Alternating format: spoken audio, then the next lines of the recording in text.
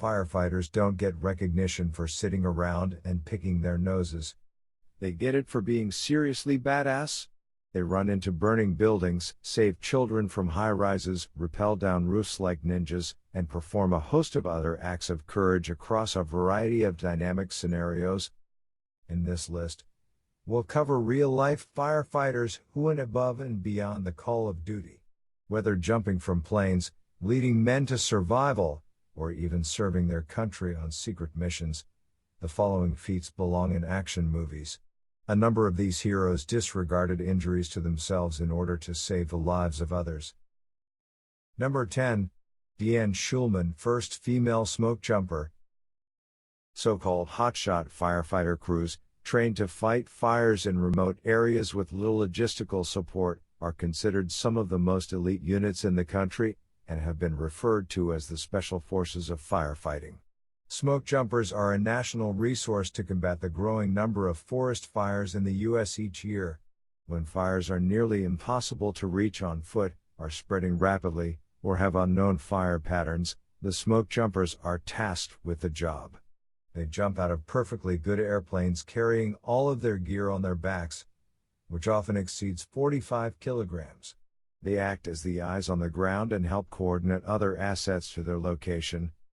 Deanne Schulman officially became a rookie smokejumper in 1981, 40 years after the very first experimental smokejumper launched himself into a fire.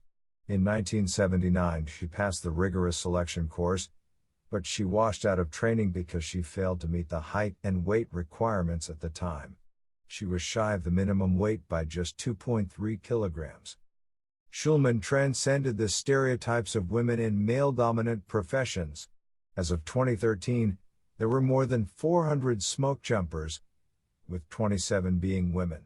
As the number continues to rise, Schulman will be credited with overcoming impossible odds to prove that women are just as capable as their male counterparts. Number 9. Stuart Roosa, responsible for moon trees. Stuart Roosa, like any astronaut, lived a life fueled by risk-seeking adventure and challenge. Before becoming an astronaut, he served in the Forest Service as a smokejumper, fighting fires in California and Oregon. Roosa then served in the United States Air Force as a test pilot before transitioning to NASA. In 1971, to pay homage to his former life as a smokejumper, Roosa carried a number of different tree seeds into orbit aboard the Kitty Hawk for the Apollo 14 mission to the Moon. Though he didn't plant the seeds on the Moon, they did survive the rigors of space and are sprouting high near Kennedy Space Center today. Second-generation moon trees were also planted near the tomb of the unknown soldier in Arlington National Cemetery to honor the life of Stuart Roosa, who passed away in 1994. Moon trees are symbols that represent the extraordinary gallantry of those involved in the mission of landing on the Moon. Number 8. Bill Hean, saved a falling child with one arm. Bill Hean probably got praise from many of the wide receivers of the Chicago Bears after he saved the life of a child with a one-arm snag as the girl jumped out of a window 6 stories up. In 1996, a 10-story apartment building in the heart of the city of Chicago became engulfed in flames, with smoke billowing through every crevice of the building. The heat and smoke became so bad that those who were trapped in the higher floors started jumping to escape being burned alive. Few survived the impact of the pavement. Hean, 5 stories high on the ladder of one of the department's ladder trucks, positioned himself near a window as he saw an 8-year-old girl emerge from the thick black smoke. She leapt near Hean but to the side of the ladder. Hean later stated in an interview that he simply stuck out his arm and hoped he could reach her. Miraculously, he caught the 36-kilogram, 80 pounds, falling child with one arm and slowly lowered her to safety. And to think that all those scenes in movies of catching someone midair were considered bogus. Number 7. Smokejumpers secretly recruited by the CIA. Sworn to secrecy, many of the men who worked as smokejumpers and contracted with the CIA in the early 1960s couldn't tell their families of the work they were doing. Nor could they tell them where they were going. But for David Bevan, Darrell Eubanks, and John Lewis, they were up for the task to serve their country abroad. The CIA formed the Air America program, which recruited current and former Smokejumpers to utilize the skills they honed over the years as elite firefighters. Only in May 2017 were these three men were recognized for their courageous efforts in service of the CIA as they fought in a secret war in Laos. They were praised for conducting missions until their unfortunate death as a result of a plane crash in 1961. In order to receive a star on the CIA's memorial wall, one must give their life for the country while actively serving. Many of those stars on the wall have not made the public limelight because their names are still classified. At the moment, the memorial wall has 125 stars. Number 6. Steve Buscemi helped recovery efforts at Ground Zero shortly after 9/11. Steve Buscemi is known for being a humble guy in Hollywood. He appeared in notable films like Reservoir Dogs, Fargo, Monsters Incorporated, Billy Madison, and The Big Lebowski, to name a few. Before acting, Buscemi served in Little Italy, New York City, with Engine 55. He served for 4 years before jumping all in on his passion for acting. When the terrorist attacks of September 11, 2001, occurred, Buscemi went back to his old engine company and volunteered his time at Ground Zero. What makes Buscemi a badass is that he avoided interviews or pictures of himself. He didn't do it for publicity but rather out of respect for his fellow brothers and sisters who were lost on that fateful day. Buscemi supports many 9/11 charities, including Friends of Firefighters, which helps provide wellness to active and retired firefighters along with their families. In an interview at one of the charity events, he said, "Firefighters are great at helping other people. They are sometimes shy of asking for help for themselves if they need it." Buscemi continues his love for acting today as well as supporting the firefighter community that he holds dear to his heart. Number 5. Gary Dolan rescued trapped wildland firefighters.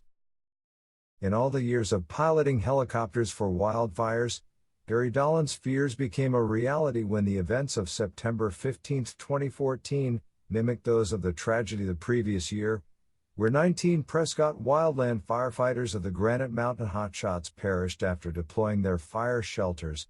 Fire shelters are used as a last-ditch effort for survival by those on the ground who are trapped and surrounded by flames. After receiving the call in September 2014 at his fire base in California, Dolan, pictured left above, received GPS coordinates to what would be later known as the King Fire in Arizona. Dolan's stomach dropped when the details slowly started coming in. He expected that he had only minutes to fly in and drop much-needed water to suppress the hellish flames barreling toward 12 firefighters who were exposed in the open. After flying for what seemed like forever, he eventually saw the faint silver fire shelters deployed on the ground. He radioed the fire captain in hopes that they could hear him, and miraculously, they did. Dolan knew his bucket of water would do little to stop the 30-meter wall of flames approaching the 12 men. He searched for an escape. About 180 meters to the north was a clearing that proved to be their only way out. Dolan radioed the captain and told them they had no more than 3 minutes to sprint for their lives. The 12 men got out of their shelters, draped them around their bodies, and sprinted toward the clearing, all while looking up to see a hovering yellow helicopter leading the way. All 12 firefighters made it to safety, and at the end of the road was a pilot standing next to a yellow helicopter waiting to greet the men who barely escaped death. Number 4. Jason Durbin saved a woman trapped 28 floors up. In 2009, firefighter Jason Durbin was working as a private ambulance driver as a side job in Chicago when he saw smoke rising from the roof of a building. Unsure if it was steam or smoke, he got closer and saw flames through the window. He made the split-second decision to charge into the building and up the stairs to the 20th floor. Mind you, he did this with no gear to protect himself from the toxic fumes or heat from the fire. Along the way, he ran into a man carrying a baby. The man thought his neighbor might be in trouble. Durbin approached the door, took a few deep breaths, and crawled as fast as he could while searching for the missing woman inside. He accidentally kneed her in the blinding confusion, picked her up, and threw her over his shoulder as he scampered his way down the 28 flights of stairs he came from. You or I would probably take the elevator, but not Durbin. The selfless act of courage in a moment's notice saved the life of a woman who probably wouldn't have survived by the time other firefighters would have arrived. Durbin received a Firehouse Heroism Award in 2010 for the very first rescue of his career. Number 3. Peter DeMuro, charged through flames to save a man.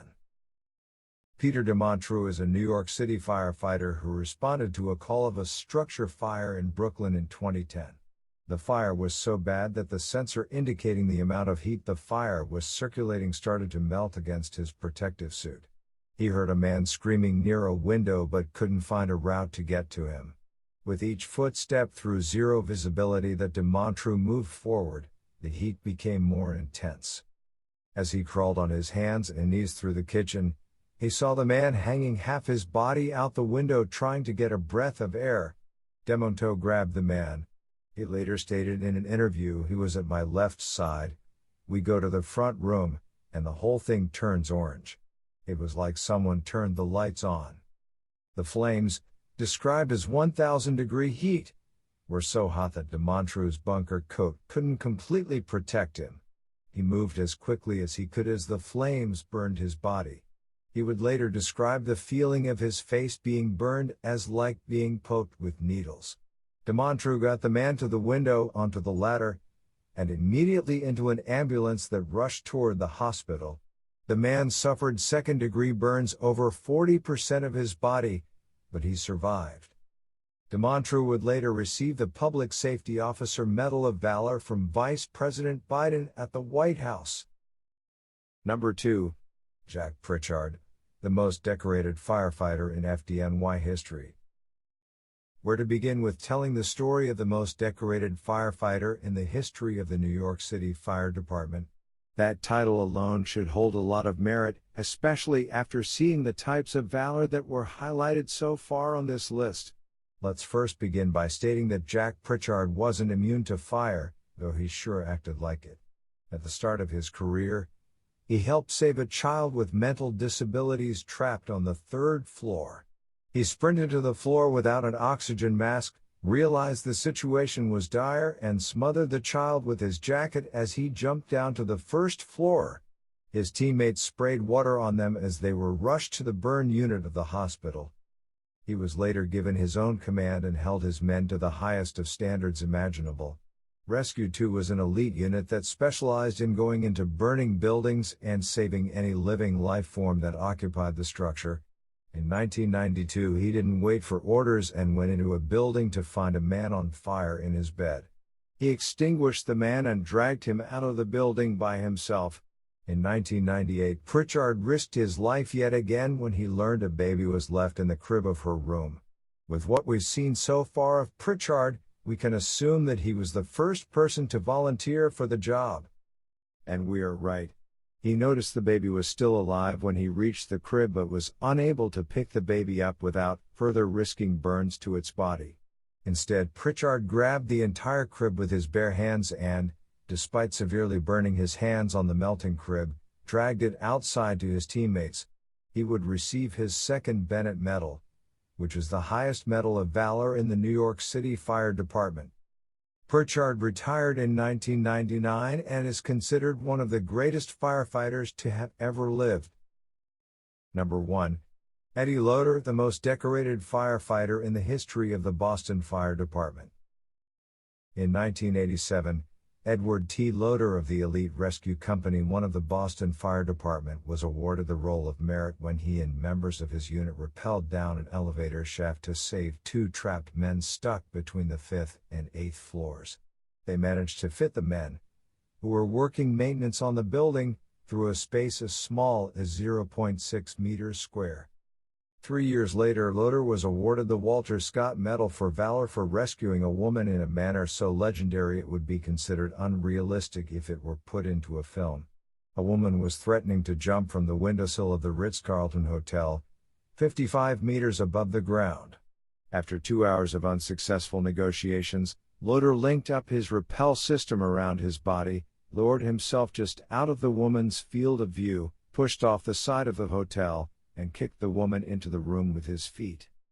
Loder went on to earn the Roll of Merit 3 more times in his prestigious career in 1993, 1998, and 2001.